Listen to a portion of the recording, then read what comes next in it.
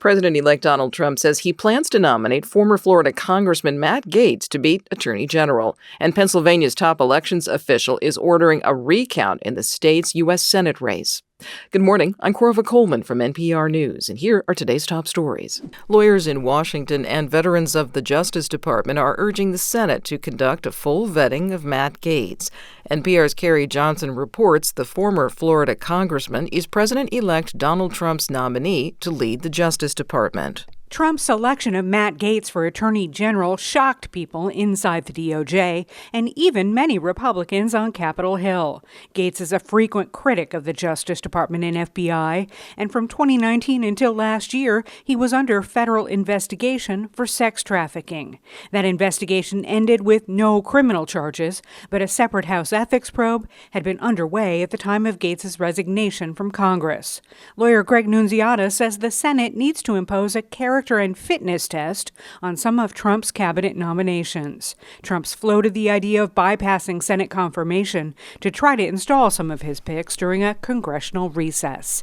Carrie Johnson, NPR News, Washington. Pennsylvania's top elections official is ordering a recount of ballots in the state's U.S. Senate race. The Associated Press has called the Senate race for Republican David McCormick. NPR's Hansi Lo Wang reports Pennsylvania state law requires a recount because of the small margin of votes separating the two leading candidates. About 29,000 votes, or less than half of 1% of the ballots cast in Pennsylvania, separate Republican David McCormick and the Democratic incumbent, Senator Bob Casey. That's why Pennsylvania's Secretary of the Commonwealth, Al Schmidt, has ordered an automatic statewide recount of ballots. The Associated Press declared McCormick the winner last week. At the time, the AP concluded there were not enough uncounted ballots in areas supporting Casey for the Democrat to ultimately take the lead. Still, Casey has not conceded. And in court filings, McCormick and Republican allies have signaled preparations to challenge the counting of some provisional ballots. The final outcome of Pennsylvania's U.S. Senate race is not expected to change the balance of power in the new Senate.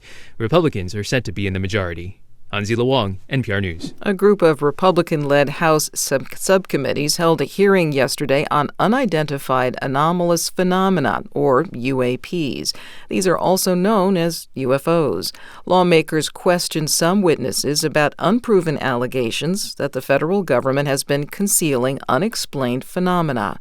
Former NASA official Michael Gold says there should be an open review of all the data the government has on UAPs. I think probably the vast majority of UAP are drones, experimental aircraft, weather conditions, which is, again, why I say if we review the data, I think we're going to discover a lot about things we weren't even thinking about.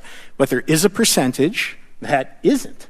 The Pentagon issued a report last March. It says the Defense Department has found no evidence of extraterrestrial spacecraft. You're listening to NPR.